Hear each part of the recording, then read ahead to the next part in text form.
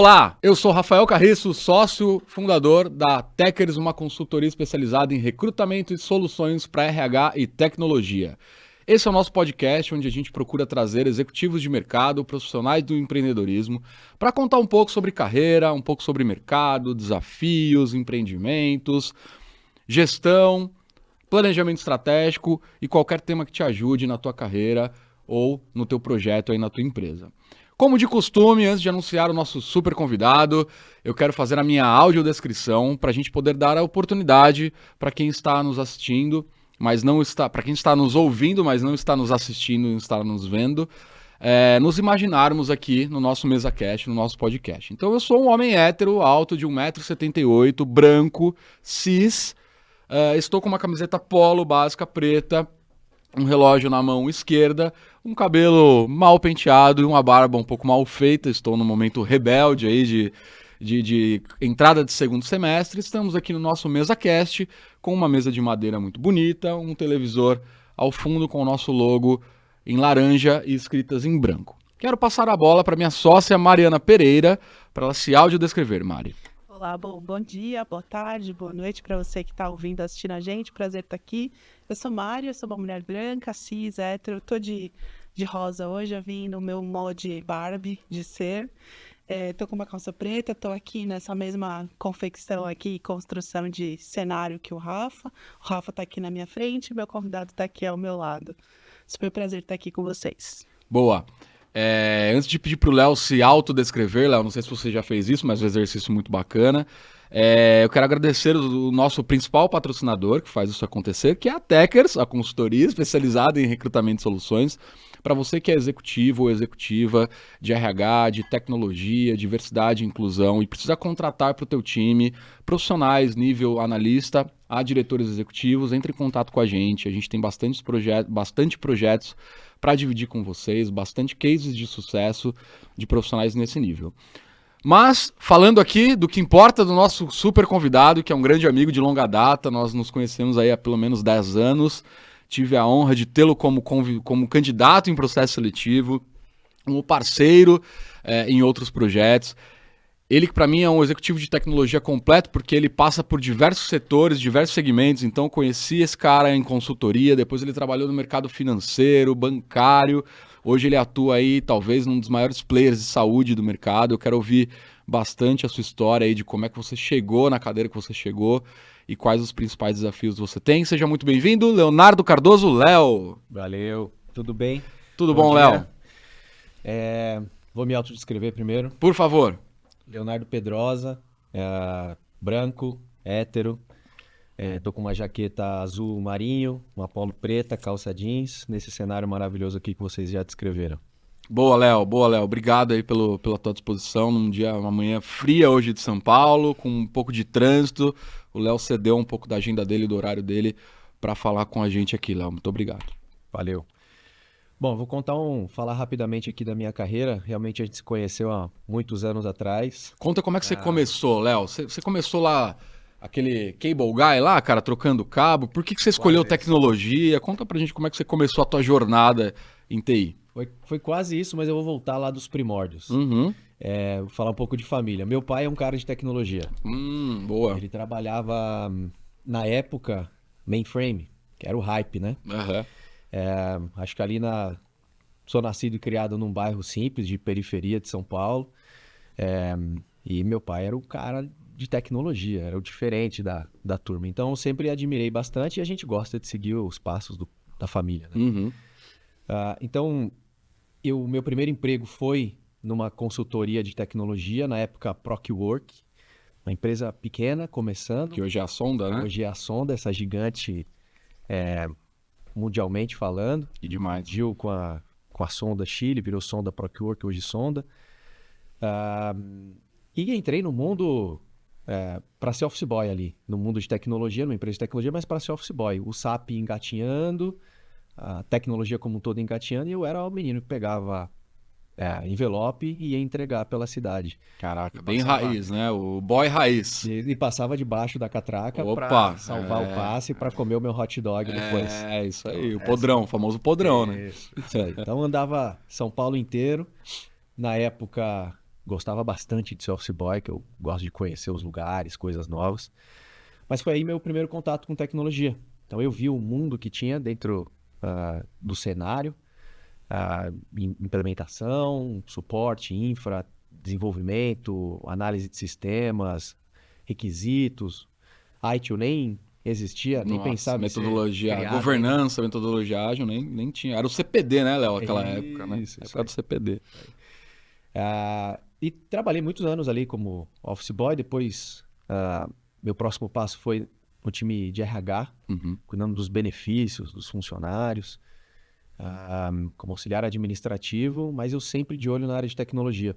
Até então você não tinha ingressado na universidade. Não tinha 15 anos. Uhum. Meu primeiro emprego foi com 15 anos.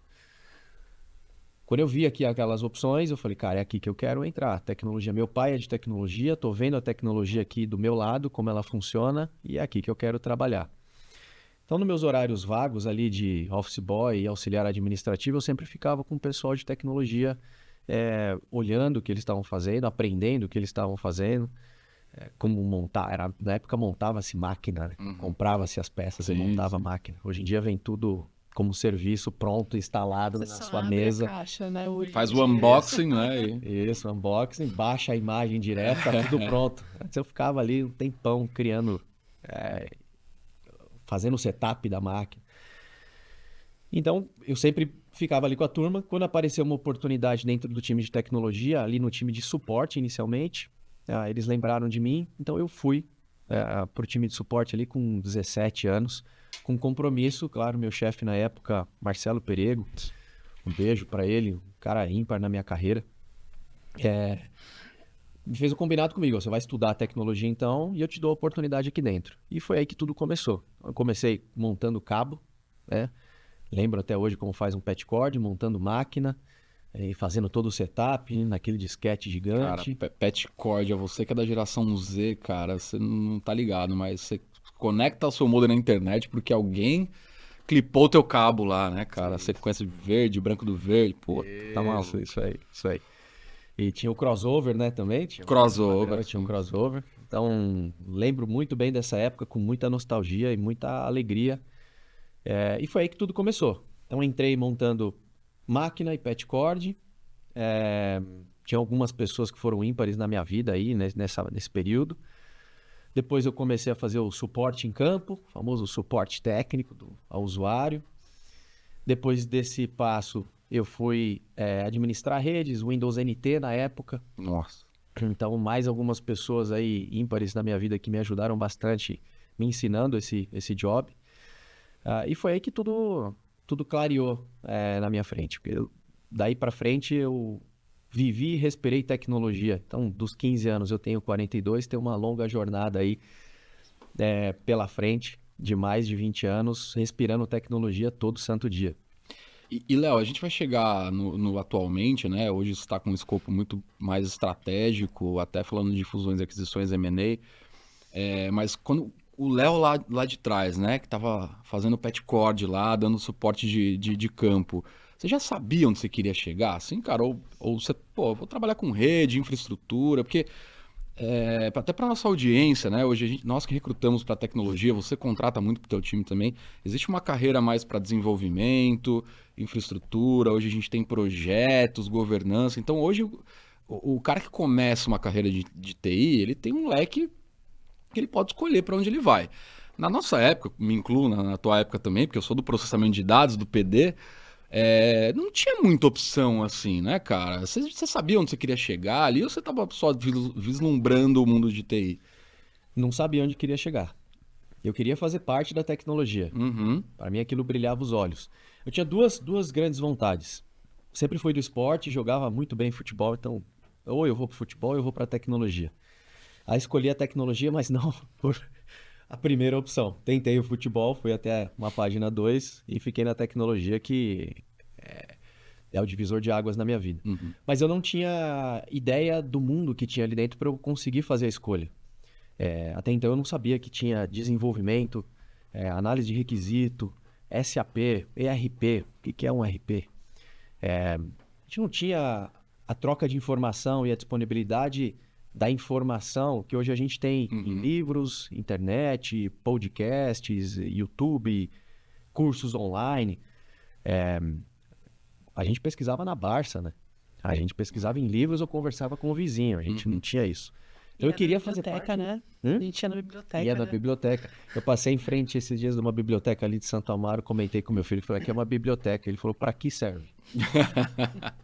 O que é isso, né? Aí fiz um paralelo com os livrinhos que ele traz da escola, para ele entender um pouco o que era.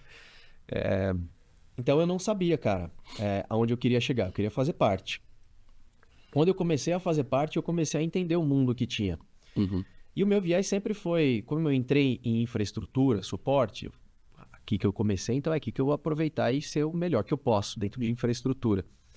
Mas aí a vida é uma caixinha de surpresas, né? Eu fiz uma carreira muito grande na área de infraestrutura, tecnicamente falando, e de gestão, mas lá para frente minha vida pivotou para uma área de solução e novos produtos, desenvolvimento, engenharia, que fez eu chegar num momento da minha carreira hoje que eu consigo olhar para trás e ter uma bagagem de infraestrutura muito grande, infraestrutura de serviços, de engenharia, de squads, o tradicional sistemas e plataformas, um legado. Então tem um mix muito interessante na minha carreira, que ao longo dessa minha jornada fez construir a maneira que eu trabalho hoje. Onde muito raro enfrentar um desafio que eu já não tenha passado, seja infraestrutura, telecom, data center, cloud, montar squads, mas é o mesmo modelo que a gente usava de um Spotify? Não. São coisas diferentes. Spotify é um monolito, que você tinha algumas features, ok, aqui é diferente, se eu botar um modelo Spotify eu vou criar coisas diferentes na frente, não vai ter uma conexão, então vamos mudar um pouco, porque já passei isso em outras casas. Já fiz service delivery também, numa empresa de seguros, uma multinacional americana, então eu vou trazendo, acumulando isso ao longo da minha jornada, que eu acredito que faz eu chegar no momento onde eu consigo ser um profissional de tecnologia, se não completo, mas num caminho para que fique completo em algum momento. Até porque as tecnologias elas vão avançando, né? Agora tem o Cyber Security, que na minha época de segurança da informação era algo de segurança da informação, segurança de borda. Um checkpoint, um firewall, algumas coisas mais simples. ISO 27001, né? Isso. Hoje você já tem o cyber, aí eu aprendo muito, e aí vou mandar outro beijo aqui, você um pouco abusado aqui, mandar à vontade. Ale Domingos, fera, me ensina todo dia. Tá convidado, Ale Domingos, se quiser vir aqui, ó, falar um pouco aí sobre cybersecurity, as portas estão abertas. Parceiraço que manja tudo, e é um grande professor também, vai ser interessante ele aqui. Então, as coisas vão evoluindo e aí a gente tem que ir estudando e para conhecer um pouquinho melhor. Eu acho que esse é um grande resumo de como eu me tornei o profissional que eu sou hoje. Léo, e você lá com os seus 17 anos, você imaginava que a área de tecnologia ia chegar nesse momento, com inteligências artificiais chegando, automações de processos? Você imaginava lá? Óbvio, não dava para vislumbrar exatamente, mas você imaginava que a gente chegaria tão longe? Olha, eu sou muito pé no chão. Tá. Então, eu tenho até uma crença, eu acredito naquilo que eu vejo. Né? E eu, direto ao ponto, eu não acreditava que a gente chegaria até esse momento. E eu trabalhei com algumas pessoas que eles pensavam à frente do seu tempo.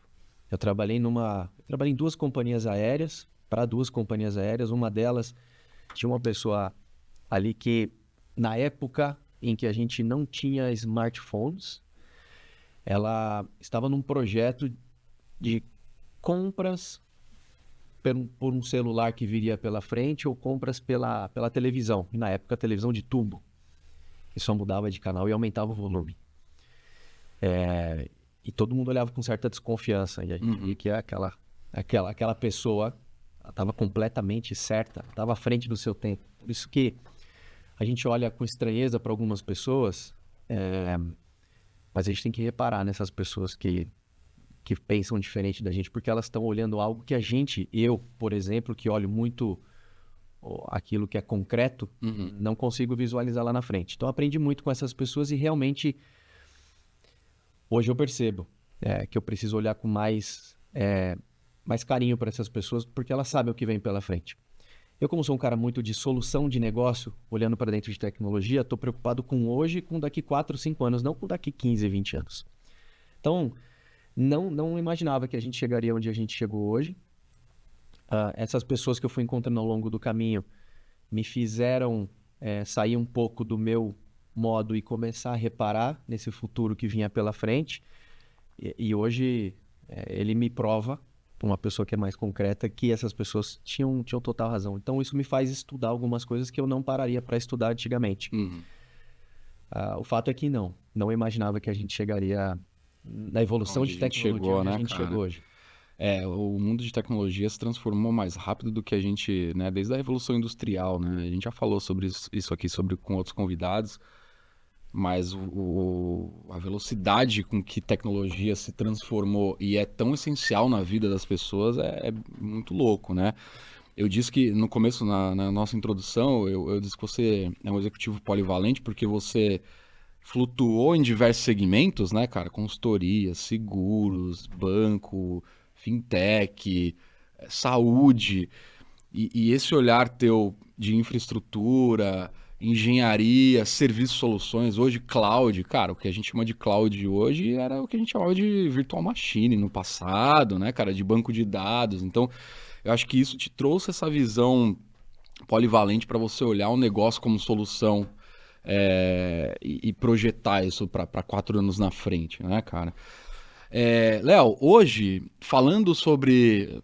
Acho que você está nos maiores players de saúde. Quem quiser saber onde o Léo tá, acessa o Léo lá no LinkedIn. É Leonardo Pedrosa ou Leonardo Pedrosa, né? Pedrosa Cardoso. Pedrosa Cardoso, acessa ele lá para você descobrir onde ele tá. Como é que são os projetos hoje, Léo? Falando de inteligência artificial, falando de LGPD, você me trouxe aqui antes da gente começar que vocês estão com uma iniciativa de 18 aquisições, né, no grupo que você está hoje. Como é que está o teu escopo hoje como executivo, como soluções, como negócio? Conta pra gente um pouco dos seus desafios. Certo. A área da saúde, especialmente a área da saúde, acredito que tenha sido o principal desafio da minha carreira. Tem muito investimento na ponta, ali no que você se refere ao próprio negócio, ao médico, ao cirurgião. Tem regulatório ali na ponta também. Quando a gente fala de corporativo, tecnologia, finanças, RH e diversas outras áreas mais corporativas, não existe um regulatório que eu encontrei em seguros, que eu encontrei na aviação, que eu encontrei no mercado financeiro, com o Banco Central.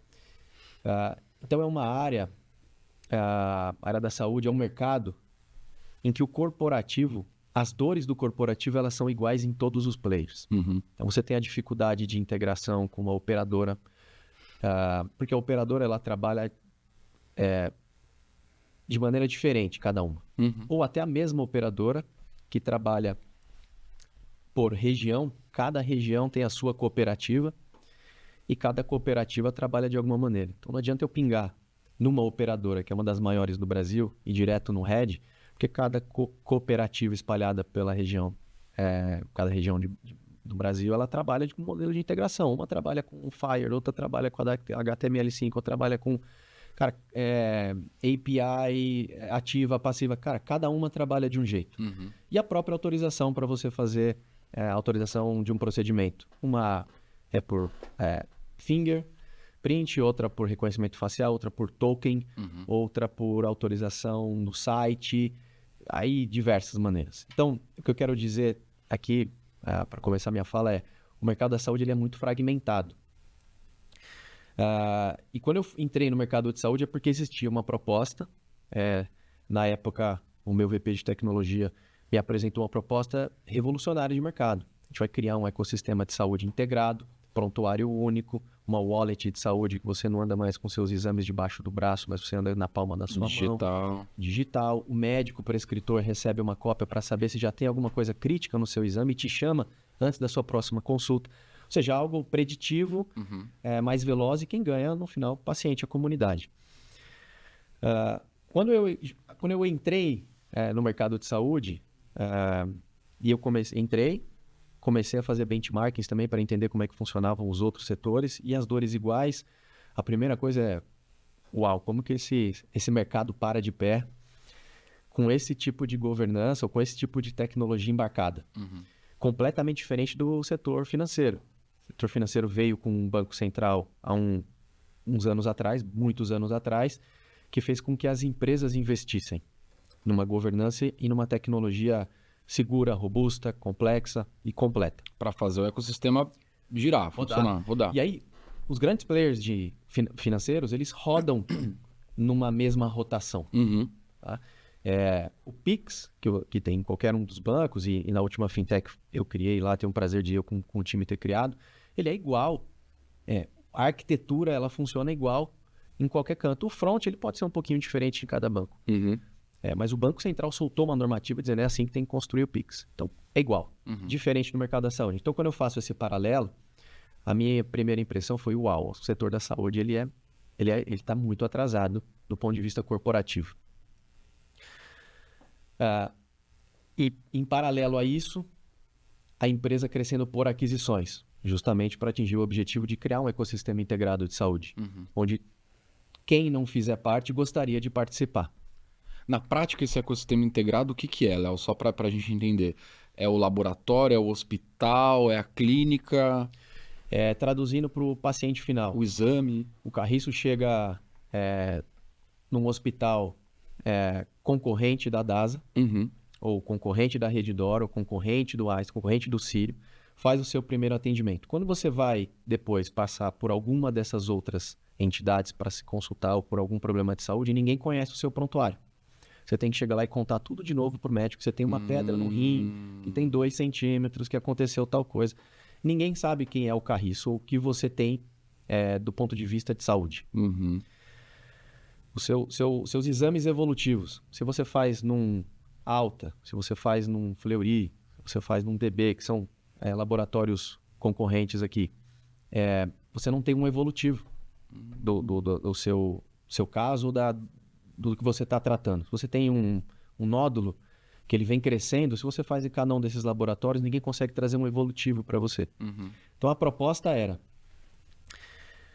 que essas empresas, mesmo que concorrentes, fossem parceiras a ponto de vista de criar um ecossistema integrado mesmo, de um prontuário único. Como se fosse o Open Banking. Isso.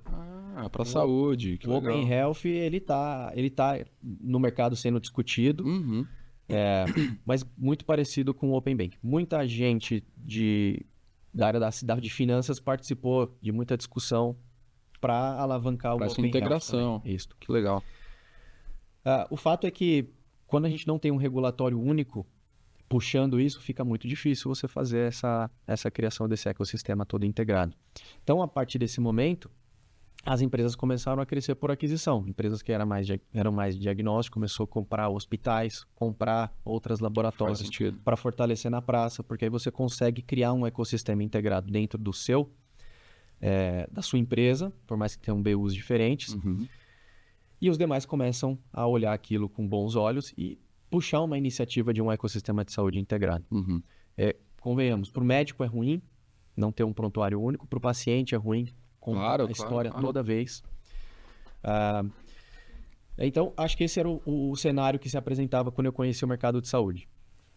Paralelo a isso, vieram as aquisições. E aí, particularmente dentro do meu escopo, eu toco hoje toda a frente de diagnóstico nesse grande player de saúde, é o maior da América Latina, um dos maiores do mundo. Eu cuido de toda a frente de diagnóstico, toda a frente de plataformas. Então, quando eu cheguei na empresa, eu recebi desde sistemas corporativos, sistemas core e um time especial de integração de marca. Responsável por fazer esses 18, 20 M&As que a gente passou nos últimos anos. E aí, algumas decisões importantes que fizeram a gente avançar numa velocidade e com um custo aderente ao momento que a empresa passava. Eu tenho 18 empresas, 16 empresas adquiridas ali, que a gente precisava trazer para dentro do ecossistema para justamente rodar. Integrar tudo isso. E se a gente fosse fazer um processo de M&A padrão, como a maioria das empresas fazem, ok, aconteceu o deal, a gente vem para o pós-deal, olha o que tem de sinergia e monta um time multidisciplinar, vem RH, vem finanças, vem operação, vem negócio, vem contas a pagar, receber, monta, faz um deal, entrega, cada um volta para a sua área. A gente ia desfalcar as áreas por bons anos, com 16, 18 deals pela frente. Então, qual foi a decisão ali que eu tomei na época? Montar uma mini empresa. Então, eu tenho uma mini empresa rodando dentro desse time de integração de marca. Uhum. Médicos, biomédicos, enfermeiro, contas a pagar, receber, operação, tecnologia, dados. Então, tem um time ali multidisciplinar único, construído há 4, 5 anos atrás, que ele vem avançando e construindo um portfólio de integração de marca robusto, porque eu mantenho a expertise dentro dessas pessoas. Então, são as pessoas que ficam 24 horas por dia, 365 dias no ano, viajando o Brasil só fazendo integração. A primeira integração, 1 ano e meio. A segunda, em 1 ano. A terceira, 8 meses. Hoje, dependendo do tamanho da empresa que a gente precisa integrar, são de 4 a 8 meses. Empresa muito grande e robusta, 8 meses. Uma empresa menor, 4, 5 unidades, com RP relativamente menos complexo, uma folha de pagamento menos complexo, 4, 5 meses. Uhum. Então, a gente evoluiu muito e acelerou muito esse ponto de vista de integração. E aí eu estou falando de 18 RPs, Cara, 18 isso é folhas de pagamentos. E quando eu falo de dados, que eu comentei um pouquinho do evolutivo, quando a gente fala de saúde, é diferente de um varejo. Ok, deixa o sistema antigo lá paradinho para uma consulta, põe o novo, porque é a partir daqui que eu vendo. Quando a gente fala de saúde é diferente. Se eu compro uma marca que tem 100 anos de vida, eu preciso trazer os exames legados, porque eu preciso construir um laudo evolutivo para a próxima vez que ele for fazer um exame lá no... Senão o teu modelo de negócio de integração não se aplica, né? Exatamente. Não faz sentido você adquirir. Exatamente. Então a gente está falando de uma complexidade de dados gigantesca, uma complexidade de integração de plataformas gigantesca e de processos de negócio. Então esse meu time aqui, ele não faz só integração de tecnologia. Ele faz integração de dados, ele faz integração também de processos de negócio. Que animal. A gente chega ali e padroniza. Então traz muita eficiência, porque hoje a marca utiliza mesma precificação para fazer um exame com ou sem contraste. Aí a gente chega com um portfólio que a gente já tem definido e começa a cobrar por contraste também. Aí você aumenta a rentabilidade daquela marca. Caraca. Ou eu usava 3 tubinhos para coletar 10 exames. Então o processo que a gente já tem maduro rodando dentro da empresa diz que um tubinho com um pouquinho mais de ml de sangue consegue rodar e cobrir todos os 10 exames. Aí você dá eficiência também quando a gente fala ali de cadeia de suprimentos. Então é um time hoje que ele é visto com muito cuidado e com bons olhos, que ao final desse processo de integração de marcas, que a gente está bem no finalzinho agora, faltam 2 marcas de um portfólio de 18, ele vai olhar outras dores dentro da empresa que precisa precisa dessa mesma robustez de times multidisciplinares também. Então acho que esse é o... Ô, Léo, isso é genial que você falou. E você acha que parte dessa sua estratégia de ter criado essa BU, né, essa mini empresa, como você colocou, que eu achei incrível, vem da tua expertise de ter trabalhado com serviços e integração? Porque você trazendo aqui, né, eu criei uma pequena empresa, etc e tal, eu que sou de tecnologia, já vejo assim, pô, ele criou um ambiente de homologação para rodar depois em produção, né? Essa sua empresa seria um ambiente de homologação. Veio um pouco dessa sua expertise de serviços? Vem. Também, porque na prática parece que funciona muito bem, né? Vem. E é disruptivo. Porque eu trabalhei em empresas que cresciam por aquisição. Eu trabalhei numa empresa de seguros, uma americana, multinacional também, e ali crescia por aquisição. Trabalhei em outras também, mas ali foi emblemático, porque a cada 1 ano a gente tinha uma aquisição em países diferentes. Panamá, Colômbia, Peru, aqui no Brasil.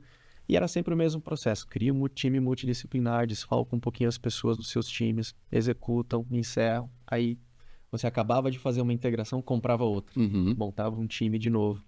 Mas aí aquela pessoa já estava com uma outra atividade. Vinha uma pessoa crua para conhecer. Me parecia... Era um modelo que funcionava, Mas na minha visão, quando eu entrei numa empresa que crescia por aquisição, basicamente uma aquisição por mês, falei, esse modelo não vai rodar, não vai ser eficiente nesse cenário. Uhum. E aqui eu tenho uma oportunidade grande, porque eu posso entrar na marca, eu tenho de experiência, fazer infraestrutura, serviços, desenvolvimento, integração, conheço de RP, conheço de folha de pagamento. Então, acho que essa volta inteira, que foi onde eu comecei ali na minha carreira, até onde eu cheguei hoje, passando por diversos segmentos e serviços, conseguiu me trazer essa clareza para que eu pudesse olhar e falar, ok, funciona dessa maneira, funcionou em outras casas, mas aqui a gente pode ser mais eficiente. Uhum. Principalmente porque tinha uma questão de velocidade. A gente precisava integrar isso muito rápido, num custo aceitável, para que a gente pudesse atingir esse objetivo, essa estratégia da empresa de ser um ecossistema de saúde integrado. Uhum. Então, sim, a resposta, acredito que sim, tenha me trazido bastante bagagem para olhar de uma maneira diferente e propor uma solução que eu até então eu não tinha proposto ainda, mas que aquele cenário apresentado levava para esse caminho. Sensacional. Ô, Léo, eu vim do mundo de farmácias, né? Eu vim da Raia Drogasil. E lá a gente já estava no movimento dos farmacêuticos serem treinados para fazer alguns exames de menor complexidade, para que as farmácias se transformassem em hubs mesmo de saúde. Você acha que dentro desse ecossistema que vocês estão criando, as farmácias têm espaço ou para se tornarem parceiros dentro desse ambiente, ou eles serão concorrentes de vocês no futuro? Excelente pergunta. É a pergunta De $1 milhão de vários reais. De $1 milhão de reais. É uma excelente pergunta e é algo que é discutido na empresa por muitos anos já.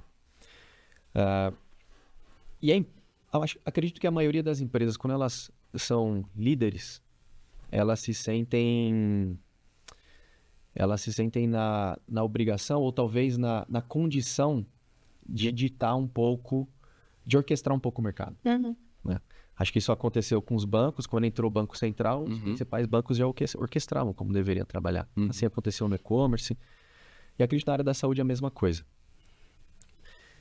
Eu quero dizer, lá no começo, quando as farmas começaram a trazer um movimento mais para a saúde e menos farma, muito parecido com o que acontece já em outros países, houveram discussões muito importantes sobre parcerias.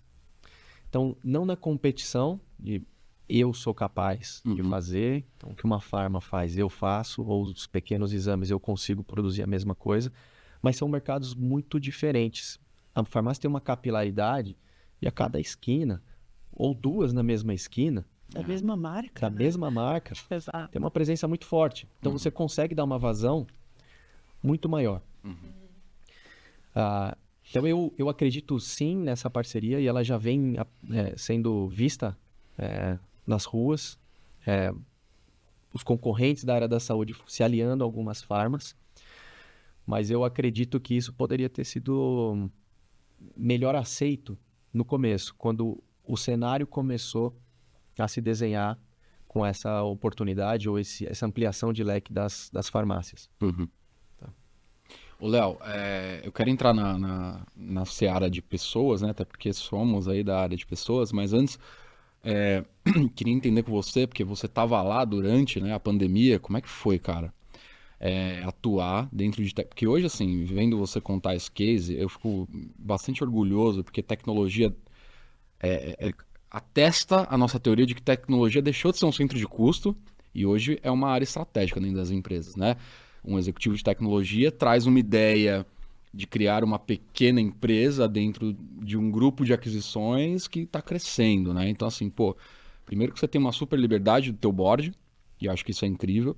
Segundo, que uma iniciativa tua tem um impacto muito estratégico dentro do negócio, né? Ao ponto de você conseguir dimensionar o tamanho de uma ampola de sangue, né?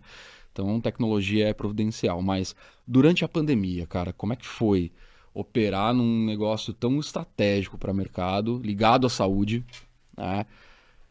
Como é que vocês pivotaram? Como é que vocês trabalharam em termos de pessoas? Vocês mantiveram? Vocês tiveram que desligar? Vocês treinaram, capacitaram? Como é que foi a tua visão como executivo dentro da área de saúde? Foi uma loucura, a época. Eu entrei justamente no ano da pandemia, 2020, na área da saúde, já com esse objetivo de um ecossistema integrado, e todo mundo se digitalizando, né? Como eu comentei, a área da saúde, sem investimento no corporativo, pouquíssimo, muito pouco digitalizada, muito pouco à frente do seu tempo com relação à tecnologia. A telemedicina, ela ganhou força ali naquela época. E várias outras questões.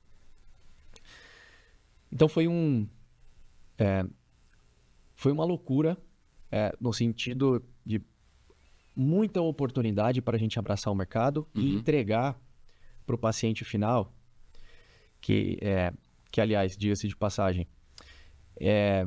foi o principal fator para eu entrar na área da saúde. O propósito ele é muito explícito. Você colhe o resultado todo dia. Salvar vidas. O seu trabalho salva vidas. Isso é muito legal. Sei que outros trabalhos também salvam vidas, mas aqui você vê diretamente. E aí, hospitais lotados, laboratórios lotados, as pessoas passando por aquelas situações. Eu também tinha as minhas preocupações. Minha filha era recém-nascida no ano da pandemia e ninguém conhecia direito o que era aquele vírus. E a gente cuidando da vida de outras pessoas, né, no nosso trabalho. Então, ali a gente precisou fazer um trabalho de pessoas, de engajamento, principalmente com o nosso propósito muito forte, e contratar as melhores pessoas que tinham no mercado para poder construir os melhores produtos, com o propósito de salvar vidas e mudar aquele cenário. O que acontece é que as outras empresas também, mesmo que não fossem da saúde, também precisavam se digitalizar. Varejo precisou se digitalizar. Indústria, né, cara? Indústria como um todo. Maluco. Todo mundo começou a se digitalizar. E aí começou aquela grande guerra por perfis de tecnologia, que todo mundo saía no tapa para conseguir fazer a contratação. A gente contou com alguns parceiros muito estratégicos à época.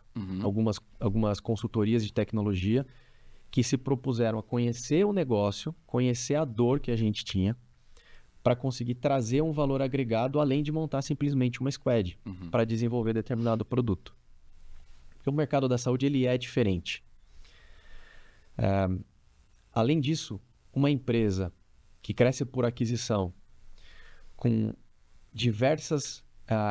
com algumas verticais e diversas BUs dentro das verticais, e aí você fala de lab to lab, então nós prestamos serviço para outros laboratórios, lab to hospital, então a gente presta serviço para 130 hospitais que não são da nossa rede.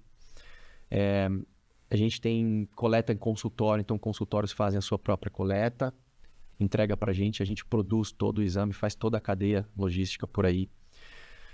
Nós temos vacinas, mercado premium, cara, é um leque de BUs gigantesco. Então, para você conseguir construir a transformação que era necessária, sem criar mais problemas, olhando para toda essa complexidade que tinha dentro, a gente precisava de parceiro. A gente precisava de um parceiro ou alguns parceiros fortes que conhecessem o nosso negócio e se propusessem a fazer uma gestão forte dessas squads que a gente havia montado.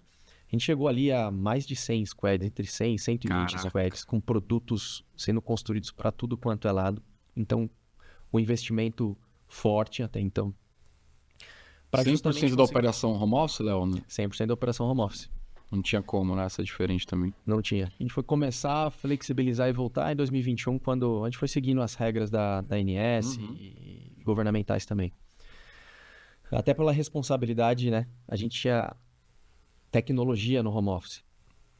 Mas a gente tinha um front ali todos os dias dentro dos hospitais e nas unidades, colocando a cara a tapa para salvar vidas. E isso foi muito importante para a gente também.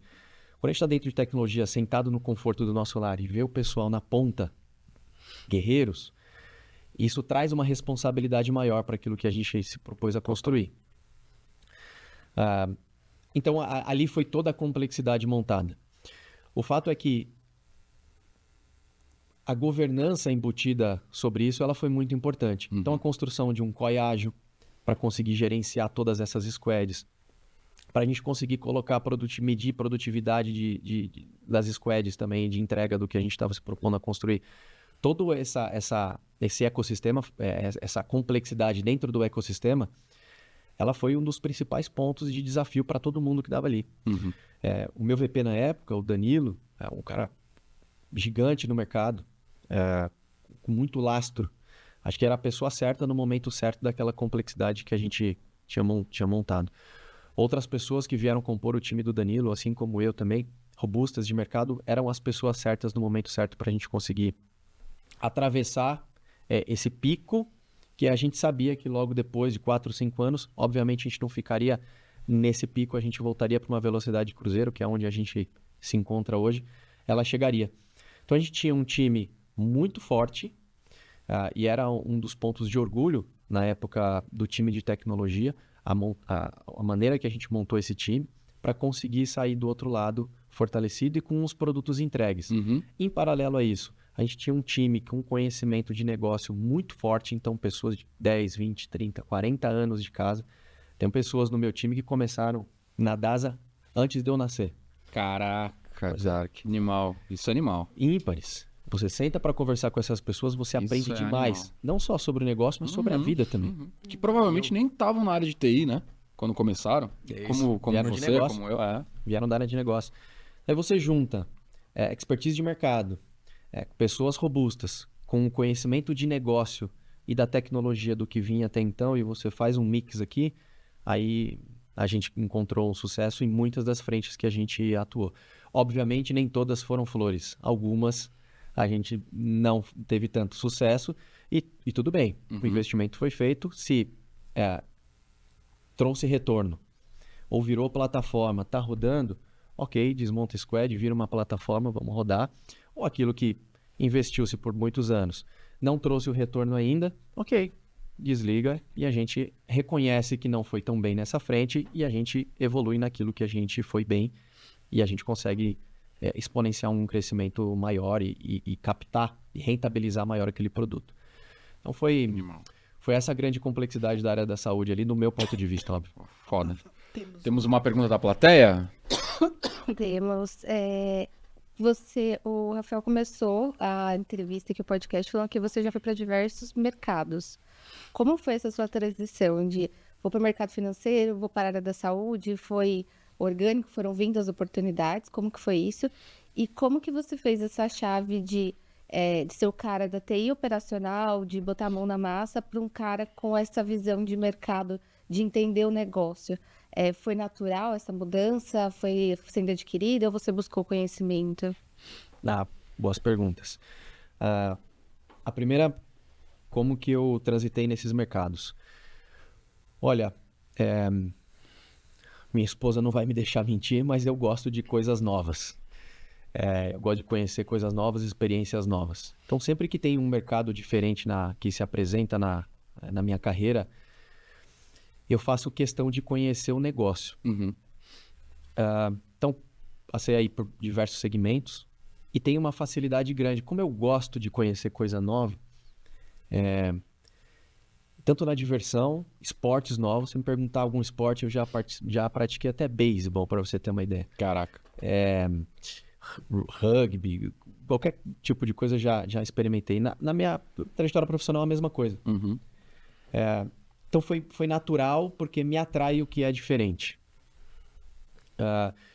E o fato de ser prazeroso para mim me dá uma facilidade de conhecer o negócio. Então eu gosto de ir para a ponta para conhecer, eu gosto de ir para dentro de uma unidade para ver qual é o grande desafio que uma enfermeira passa para conseguir fazer o seu atendimento, trazer para dentro da plataforma, rodar a sua rotina, para ela conseguir ir para casa, aproveitar a sua família, dentro de um curto espaço de tempo, que são 24 horas que a gente só tem no nosso dia.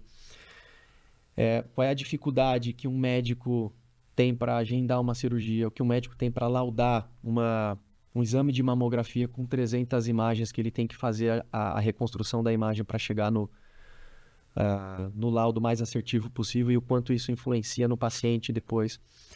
Então eu gosto de ir para a ponta, conhecer. Aí falando mais do mercado da saúde, quando estava em companhia aérea a mesma coisa, Porque é assim que eu consigo ser um cara de tecnologia diferente daquele cara tech puro sangue, que gosta de experimentar coisas novas. Lançou cloud, ou eu vou levar alguma coisa para cloud porque eu quero ter um case de cloud. Eu penso um pouco diferente. Eu sou um cara de negócio que vai olhar o portfólio de tecnologia e escolher o que tem lá dentro. Porque eu posso escolher uma tecnologia que seja muito cara, mas vai transformar o meu negócio. Só que eu vou diminuir a margem. Se eu diminuir a margem, eu não estou sendo um cara de tecnologia habilitador de negócio. Eu estou sendo um detrator de negócio. Eu olho o que tem de oportunidade dentro do negócio, volto para dentro de tecnologia. Às vezes eu tenho 4 opções muito boas. Aquele negócio precisa de algo mais eficiente, então eu entrego algo mais eficiente. Eu preciso de algo mais robusto e mais caro, porque aquilo vai escalar lá na frente. Então aí eu entrego algo mais robusto, porque ele vai escalar e a rentabilidade daquele meu negócio vai ser maior. Então consegue suportar esse investimento que a gente vai colocar. Então ao longo da minha carreira eu tive muito prazer de conhecer o negócio e de ir para a ponta. Que aliás, diga-se de passagem, a gente tem lá na empresa agora um presidente novo, que uma das primeiras coisas que ele fez foi trazer realmente a sensibilidade da ponta para a gente. E muitas das iniciativas que ele tem tomado, apesar de não serem, vamos dizer assim, as melhores em benefício de quem está sentado dentro do escritório, ela é a melhor para quem está lá na ponta, fazendo a coisa acontecer. E é de lá que sai o aumento de receita, é de lá que sai a experiência do paciente, do nosso usuário. É de lá que sai o pagamento do nosso salário e todo o investimento que a gente faz em tecnologia. Então, ele está certíssimo em olhar lá para a ponta. E Então, uma visão bem mais humana também, né, Léo? Uma visão mais humana. Totalmente humana. Assim. Então, eu gosto bastante e prego muito isso nos meus times sobre... Olha, pode não ser a melhor coisa para a gente no indivíduo ou para a gente como equipe. Mas vamos olhar o cenário como um todo?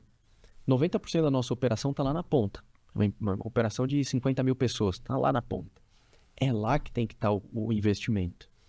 Tem que ter aqui também, tem, mas 90% deveria estar lá. Então vamos olhar de uma outra maneira. Pode ser... E aí o bom de ter muita gente antiga no meu time, ter uma mescla boa, porque a esposa trabalha lá na unidade, a filha, o filho, algumas pessoas trabalham lá realmente. Eles se sensibilizam, se não com o outro da ponta, se sensibiliza com algum parente, alguma pessoa próxima que trabalha na ponta.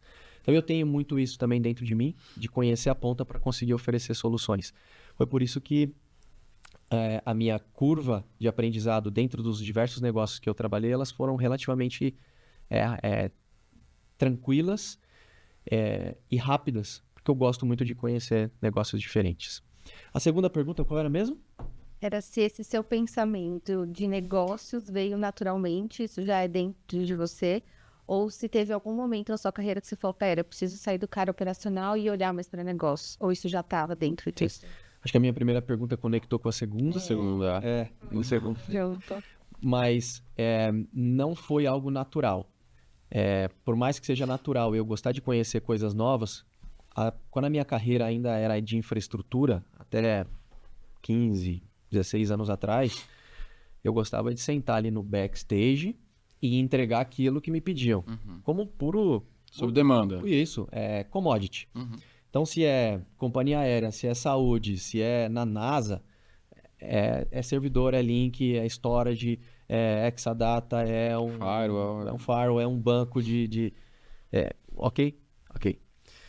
A partir do momento em que eu começo uma carreira olhando desenvolvimentos de novos negócios, desenvolvimento de sistemas, de produtos, que foi inclusive lá na Page, quando o meu diretor à época, o Arthur, e aí mandar outro beijo pro Arthur, foi para a Inglaterra trabalhar e o Global me escolheu para ser o head de tecnologia e eu trouxe toda a frente de sistemas comigo, a partir dali eu só toquei sistemas ou sistemas com infraestrutura. Eu nunca mais voltei só para infraestrutura.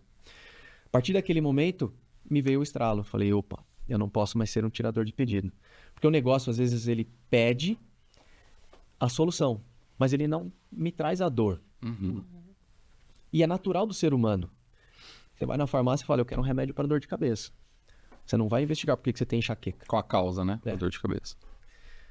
E é natural do ser humano. Eu falei, opa, aqui não dá para eu ser só um tirador de pedido ou ser um cara de tecnologia que só entrega aquilo que vem como pedido. E aí eu comecei a fazer de uma maneira diferente, justamente ir para a ponta. E não foi habitual, não foi natural. Começou a ser natural quando eu comecei a olhar e falar, pô, eu gosto de conhecer coisa nova. Isso combina com o meu perfil desde que eu era criança, de conhecer coisas novas. E quanto mais você conhece do negócio, mais você vira parceiro do seu negócio. Mais o time de negócio te enxerga como um parceiro e te coloca em algumas pautas para você ir trazendo mais robustez. E daqui a pouco você está conectado com o negócio como parceiro e não como uma área de suporte que te entrega o que te pedem. Então, acho que é por aí. E diga-se de passagem, Léo, nessa época ainda você pegou um projeto que eu gosto bastante, que é o projeto BlackBerry, né? Falando de telefonia móvel, de telecom, quando nós trabalhávamos na Page juntos, era, cara, sei lá quantos BlackBerrys tinha, mas tinha muito BlackBerry, né? Que é o que hoje é o smartphone. Então, assim, você ainda pegou um projeto que era complexo, né, cara? Telefonia móvel, dados, estava entrando a parte de dados, e-mail, mensageria, né, cara? Então, algo muito complexo. Antes de seguir para o nosso próximo tema aqui, eu quero convidar você que está assistindo a gente a se inscrever no nosso canal, YouTube, Spotify, Instagram, LinkedIn. Curte lá, compartilha, comenta o que você gostaria de ver aqui como convidado, como tema. A gente tem visto uma taxa de engajamento muito grande de visualizações, Léo, mas a galera assiste e não se inscreve. Então, a gente está tentando aqui fazer com que o pessoal dê um pouquinho mais de moral para a gente aí se inscrevendo, compartilhando. Então, dá essa força para a gente. Parte do nosso propósito com esse podcast é ajudar a nossa audiência, né, a tentar educar o nosso mercado como um todo. Então, você que está galgando uma carreira em tecnologia, assiste esse episódio do Léo e tenta tirar algum insight de como você ter uma visão de negócio, né, estratégica, de participar lá na ponta, de transpirar junto com o time de negócio, porque eu converso com muitos executivos que querem contratar CIOs e às vezes a demanda que chega assim, eu sou de indústria, me traz um executivo da indústria automotiva, por exemplo. E eu sempre questiono o contrário. Será que talvez trazer um cara do varejo não te ajude? Com uma visão diferente? Né? Porque o Léo é uma prova disso, é um cara que passou por muitos mercados, hoje está num mercado que gera um volume de dados muito grande, e com a sua expertise de outros setores, você trouxe projetos inovadores, né? E aí eu quero linkar com a minha próxima pergunta, né, antes da gente entrar em pessoas, que é um tema que está muito em voga. Como é que está a inteligência artificial para o seu negócio hoje, Léo? Como é que vocês usam o IA? Qual que é o tamanho dessa agenda lá, a importância, o impacto? Vamos falar um pouco de IA aqui. Cara, excelente, porque acho que a área da saúde é uma das mais impactadas com inteligência artificial. Cara, diversos cases já rodando por aí. Uhum. Especialmente eu tenho rodando lá dentro das minhas plataformas do meu time algumas IAs. IAs de aceleração de toma e ressonância. Uhum. E aqui é puramente focado em receita. Obviamente que você traz conforto para o paciente, mas você traz receita. Normalmente, para você fazer uma ressonância, você vai levar uns 45 minutos dentro daquela máquina. Uhum. Aí tem paciente que tem claustrofobia, tem paciente que tá com muita dor, não consegue ficar naquela posição. Se você se mexe, tem que repetir toda aquela série de novo. Às vezes você fica 2 horas dentro da máquina. Tem uma AI rodando dentro do nosso ambiente, e a parte boa de ser um player grande da saúde, com anos de história e com o maior banco de dados da área da saúde aqui, falando de América Latina. A gente tem uma AI rodando, que a gente treinou ela por muitos anos, para ela conhecer como é o processo de uma ressonância. Para quê? Quando você fica dentro da máquina, e ali, basicamente, dentro de uma máquina de ressonância, o que você tem é um ímã gigantesco rodando e tirando algumas imagens de partes do seu corpo, para ir reconstruindo. Então, são várias e várias fotos que elas vão reconstruindo até chegar na nitidez que o médico precisa para fazer um laudo. Uhum. Você não precisa mais ficar 45 minutos. Você fica 15 minutos aproximadamente. Ela gira e vai tirando algumas imagens iniciais. A inteligência artificial, que já aprendeu que aquelas primeiras imagens significam algumas coisas, ela vai e ela evolui a qualidade daquela imagem, a ponto de vista dela ficar nítido como se você ficasse 45 minutos ali dentro. Para Caraca. que o médico possa depois olhar aquelas imagens e fazer um laudo assertivo.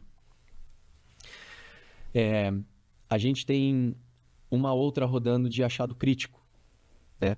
Se não rodando em protótipo de achado crítico. Então, vou dar um exemplo aqui de uma mamografia.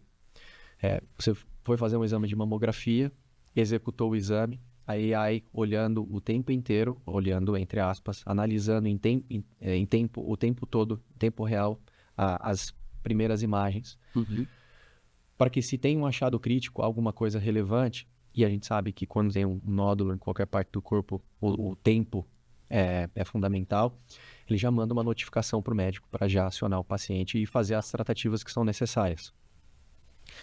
E a gente tem Isso é um processo integrado e automatizado. integrado automatizado. Animal.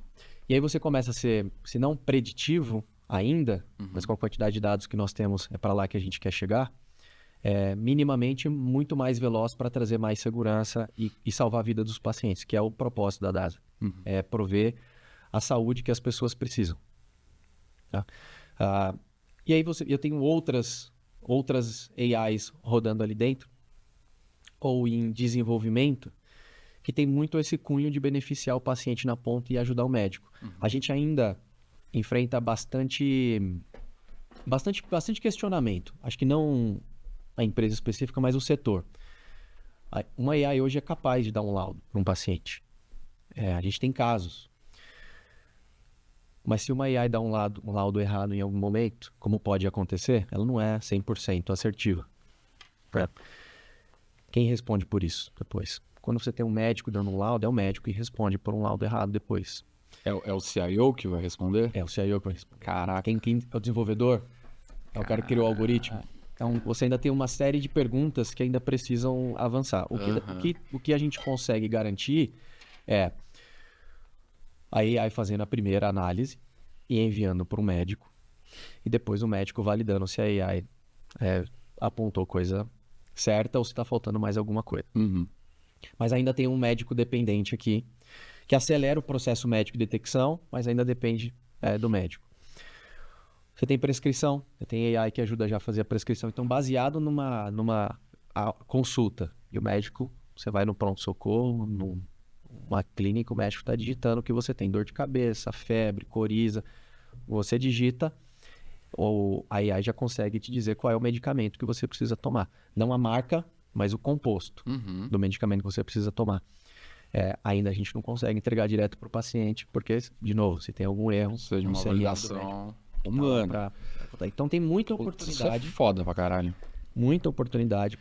Quando começou a falar de realidade virtual, a gente tem alguns cases lá dentro de médicos se encontrando dentro da realidade virtual, dando um zoom dentro de um órgão para conseguir olhar a parede de um intestino com um tumor. Por exemplo, qual é a conduta médica que a gente vai tomar com aquele paciente.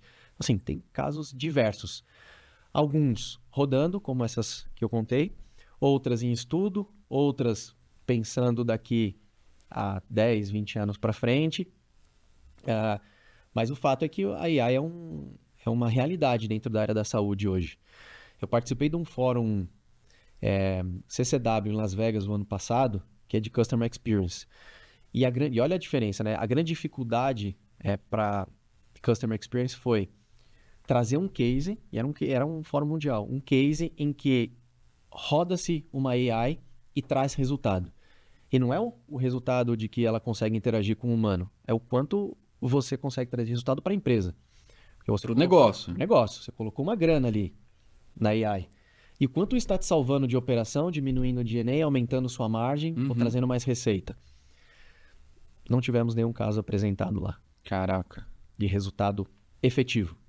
Aí quando você volta um ano depois, isso foi em junho, julho do ano passado, volta um ano depois, a gente começa a pilotar essas AIs dentro da DASA, ou dentro de um ecossistema de saúde integrado, onde você consegue tangibilizar o quanto de agenda você libera para um médico ou de uma máquina de ressonância. Eu ia falar isso, eu ia usar o exemplo da ressonância, porque, cara, o que se fazia em 45 se você faz em 15, além de você ter o saving do negócio financeiro ali, que você pode atender mais pacientes, exatamente, você pode ser mais eficiente, né, na tua agenda ali, no seu schedule de pacientes, a experiência do teu paciente tá melhor, então a avaliação do seu serviço é melhor, porque o cara não vai ficar 45 minutos deitado ali na caceta da máquina de ímã, ele vai ficar 15, exato. Então, cara, isso é genial. Assim, E aí você traz, a gente tem uma receita ali de algumas dezenas de milhões de reais já, Imagino. com essas oportunidades de fazer mais exames por máquina de ressonância. Uhum. Nas 99 unidades que a gente tem de exames de imagem espalhados pelo Brasil inteiro. Então tem resultado para a empresa, tem resultado para o médico e tem resultado para o paciente. Ou seja, o ecossistema como um todo, os principais interlocutores desse ecossistema de saúde, eles saem beneficiados. E tem resultado pro mercado também, Léo, porque a minha próxima pergunta é: quem são as pessoas que você contrata para olhar essa tua agenda de AI? São cientistas de dados? São engenheiros de dados? São um dev back-end? É um arquiteto de soluções, de integração? Quem que é, trazendo para a prática aqui, para você que está buscando ingressar na carreira de TI ou quer movimentar, dessas 50 mil pessoas que trabalham no grupo, né? Imagino que provavelmente 5 ou 10 mil são da operação, tecnologia, etc. Quem são os perfis que cuidam dessa agenda de IA hoje no teu time, cara? Hoje, a gente, de novo, né? A gente já teve picos, onde a gente precisou escalar muito, a gente já diminuiu e hoje está numa velocidade cruzeiro. Então, a gente já teve um time com cientista de dados, com desenvolvedores full stack, e aí Python ou React, ou depende da linguagem que a gente está criando aquele algoritmo. Hoje, a gente não tem dentro da mesma jornada o cientista de dado rodando. Hoje a gente está mais num modelo de, ok, já degustamos tudo que a gente precisava degustar, entendemos o que a gente vai colocar em produção, e aí está um time mais de execução e menos de criação. Então, manter o algoritmo, continuar a curva de aprendizagem, até porque a gente tem ali o Machine Learning, a gente tem o Deep Learning, a gente tem algumas vertentes NLP. Inclusive, NLP eu estou trazendo para um produto, para um negócio de eficiência que a gente tem com o mercado público, para diminuir o meu DNA, quando eu falo de back-office, e trazer uma interpretação do pedido médico. Aí falar de mercado público, você vai ser atendido, você tem uma UPA que te faz um pedido médico num papelzinho, naquele garrancho, que traz para dentro da empresa e a gente tem que interpretar aquilo. Caraca. Então a gente está trazendo uma AI com NLP para conseguir fazer a interpretação, a assertividade já está em 98% para eu digitalizar esse meu negócio de mercado público. Então, mas voltando aqui, eu tenho várias frentes aqui da AI.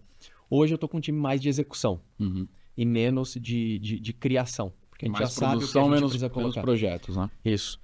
Testamos, homologamos tudo o que a gente precisava, o que é que vai trazer benefício para esses três interlocutores, pacientes, médicos e a parte financeira da empresa.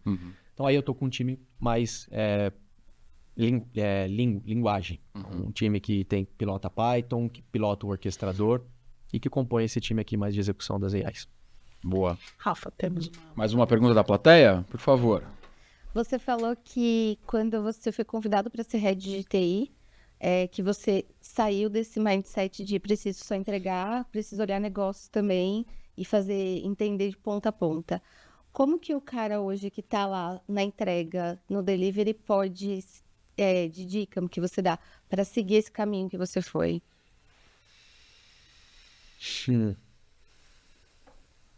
A dica de 1 milhão, né? Dica de 1 milhão.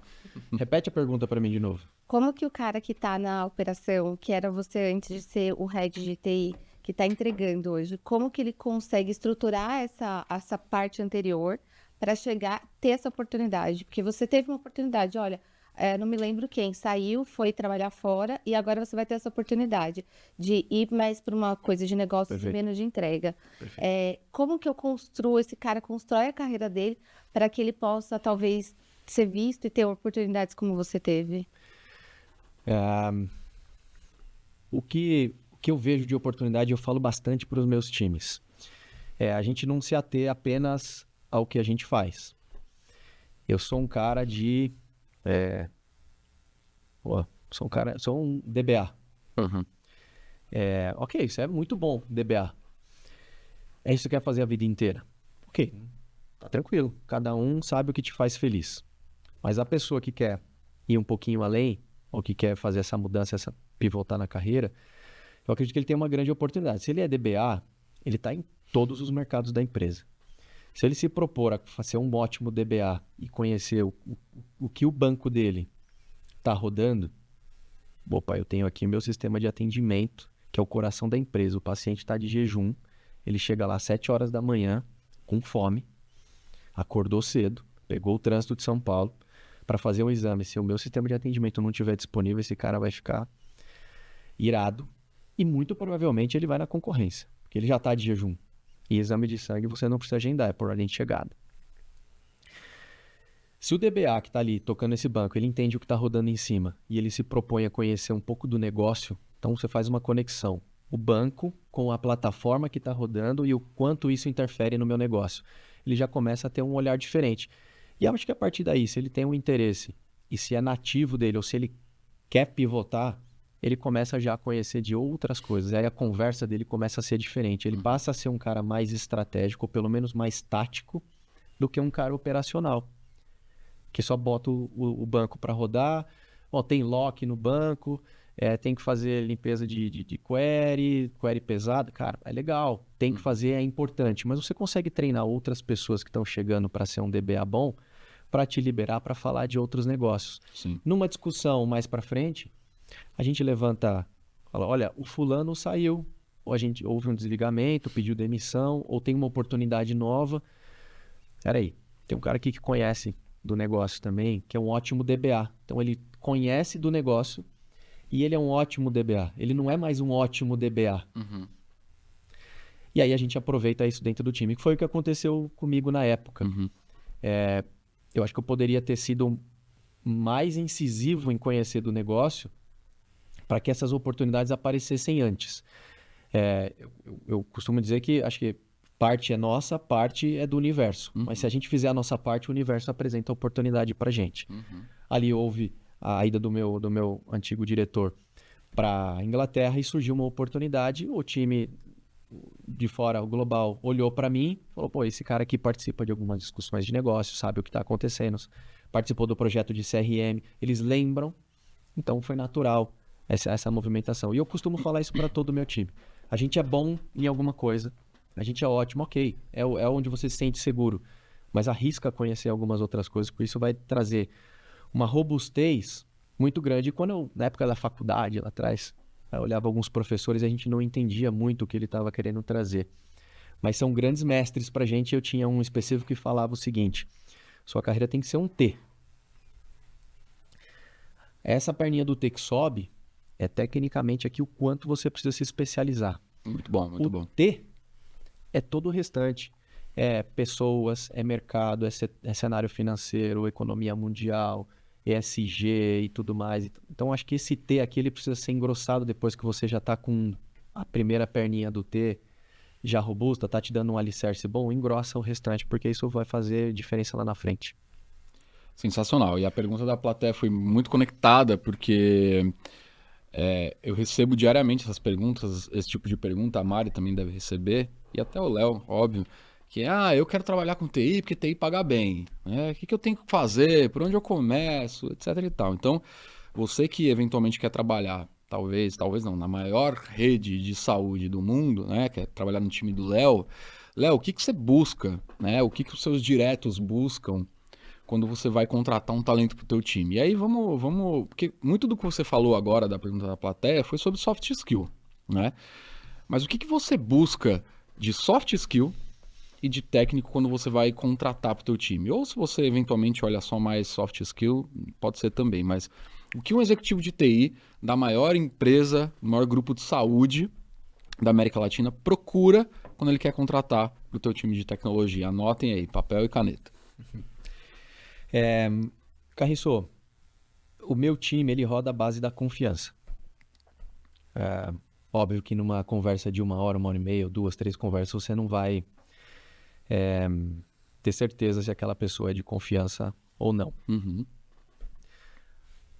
Mas eu acho que é importante, primeiro, conhecer a experiência da pessoa. Não efetivamente no job, mas nas dificuldades ou nos cenários que ela já conviveu, para entender como que ela se saiu. Eu contratei, final do ano passado, uma pessoa que está fazendo uma diferença enorme no nosso time, uma pessoa que já passou em outros grandes players de saúde. E as perguntas são muito, muito em torno disso. Como que você se saiu aí, quando a sua empresa passou por determinada situação? Quando teve a troca de presidente? Quando você precisa sair de uma posição de executor para uma posição mais gerencial, como foi que você fez essa transição? Acho que muitas respostas elas vêm quando a gente fala da trajetória daquela pessoa. Aí, soft skills. Precisa ser uma pessoa que está com faca nos dentes, sabe? Precisa ser tempestiva. É bom a gente planejar, é bom a gente construir. O que seria tempestiva? Eu gostei desse adjetivo, assim. Execução. Ah, tá. Transpiração, pessoa de na massa, execução. hands-on. Hands-on. Não vou dizer que é uma pessoa que eu vou afundar na operação, mas é uma pessoa que precisa ter execução. Pode ser um ótimo estrategista, pode ser um ótimo executivo que trabalha comigo, mas a gente precisa sair do papel. Hoje o papel tem muita coisa. Então, chegamos, construímos um plano diretor para algumas áreas que estão comigo. Aonde a gente quer chegar? Essa de integração foi uma delas. Ok, a gente vai trazer pessoas com experiência, mas pessoas com execução. Eu vou planejar e eu vou executar. Algo muito importante hoje em dia da nova geração. Todo mundo gosta de construir produtos novos, aplicativos novos, mas ninguém gosta de tirar o legado. Então você constrói algo novo e o legado está lá pendurado ainda porque ninguém desliga. E é o que eu trago muito para o meu time aqui. Tão importante quanto é construir, porque hoje todo mundo constrói.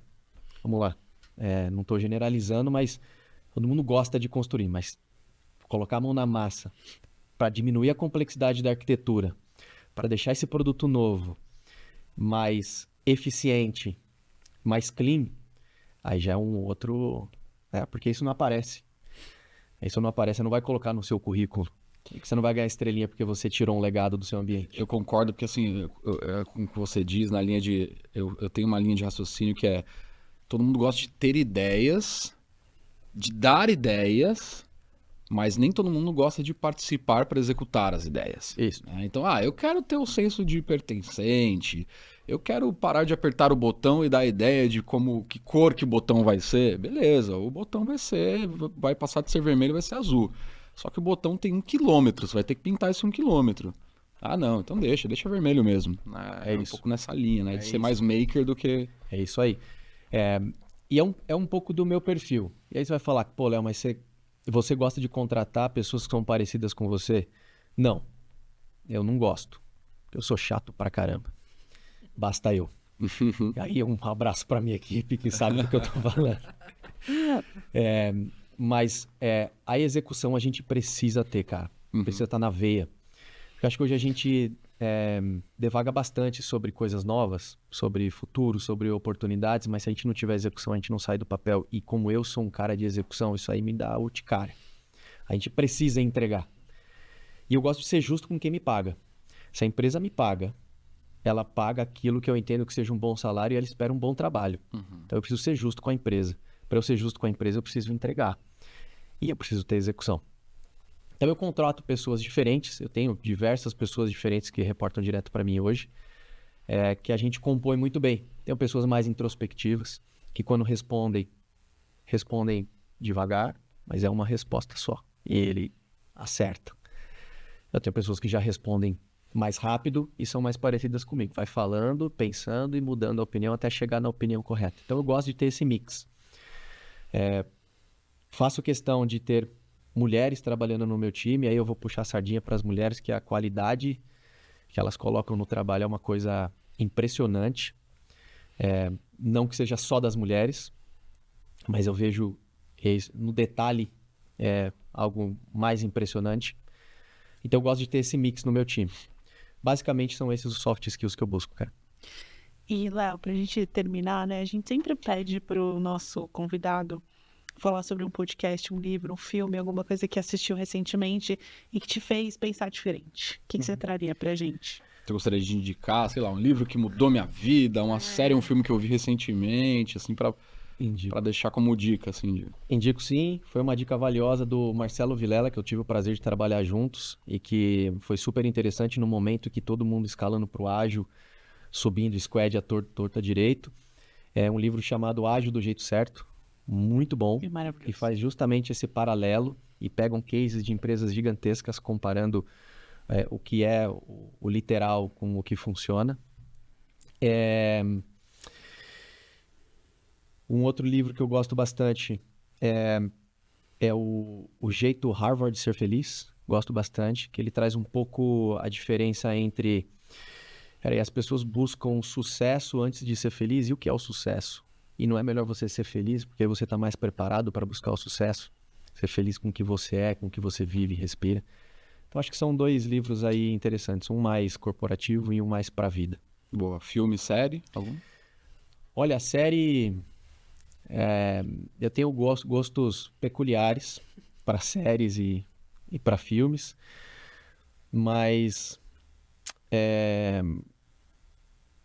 me fugiu o nome dele, mas é o que estava no cinema recentemente, da bomba de Hiroshima, que é com o Oppenheimer. Oppenheimer, para mim, é um filmaço. É Nolan, né? Christian Nolan? Isso, filmaço para mim. Filmaço. Nossa, um filme mais um pouco extenso, mas faz pensar bastante. Né? E para mim é um filme que tem 2 partes. Uhum. A hora que acabou a primeira parte já é suficiente. Você fala, nossa, que filmaço. Mas aí tem uma segunda parte que começa a desenrolar, que você fala, não é possível que tem mais pela frente. E são 2 fechamentos ali incríveis. E aonde aquilo vai dar? A gente já sabe o fim, Isso. mas a gente não sabe onde aquilo vai dar, né? Isso. É incrível. O impacto Maravilha. que aquilo causa no mundo também. Maravilha. Léo, você quer deixar algum recado final, alguma mensagem aí para quem tá assistindo, ouvindo a gente?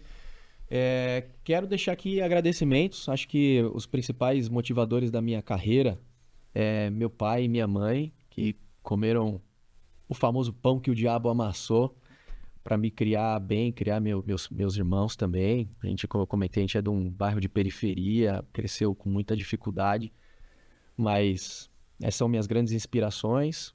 Um beijo para minha esposa, Vou falar da que é Gil o aqui. amor da minha vida, que segura um BO para eu conseguir prosperar e trabalhar tanto quanto eu consegui até hoje.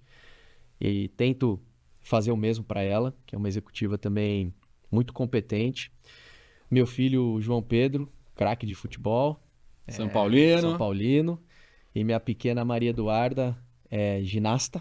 Ah, fazendo ginástica Olha elite. aí, que demais. Ela aparecer aqui, ela vai fazer um espacate, dar uma cambalhota, ela faz isso em qualquer tamo lugar. aí, em momentos de Simone Biles, Rebeca Andrade, né? Pô, Ela faço faz fotos. isso na igreja, no velório, no shopping. Deixa fazer, Não cara. tem deixa lugar. fazer, deixa fazer, porque é transpiração. Queria mandar um beijo para essa turma e mandar um beijo pros mestres que passaram na minha vida. Eu seria ingrato ou injusto de falar alguns, citei alguns aqui durante a entrevista, mas tiveram bastante, que eu encontro eles e falo, ó, você foi um grande mestre na minha vida, na minha jornada, e eles vão se reconhecer lá do outro lado da câmera. Boa. É isso, cara. Eu ia citar a Gil, que é uma queridíssima timiguinha, Juliana Gianese, executiva do LinkedIn. Tá convidada para vir aqui, tá, Gil? Eu quero combinar com o Léo que a gente fazer um bate-papo entre casais de executivos, que é um projeto que eu quero. Mandar um beijo pra Gil, pros seus filhos, para todo mundo que te apoiou. Obrigado, Léo, pelo teu tempo, pela tua disponibilidade. A gente tá um tempo tentando marcar, ainda bem que deu certo. Espero que você volte aqui. Eu quero falar um pouco mais sobre tua vida pessoal também, sobre, né, trazer um pouco de como um executivo se comporta no dia a dia mesmo, né, das suas válvulas de escape, o que você gosta de fazer, pra gente tentar trazer um pouco mais pro nosso dia a dia, que é importante também. Mas muito obrigado pelo teu tempo, pela sua disponibilidade.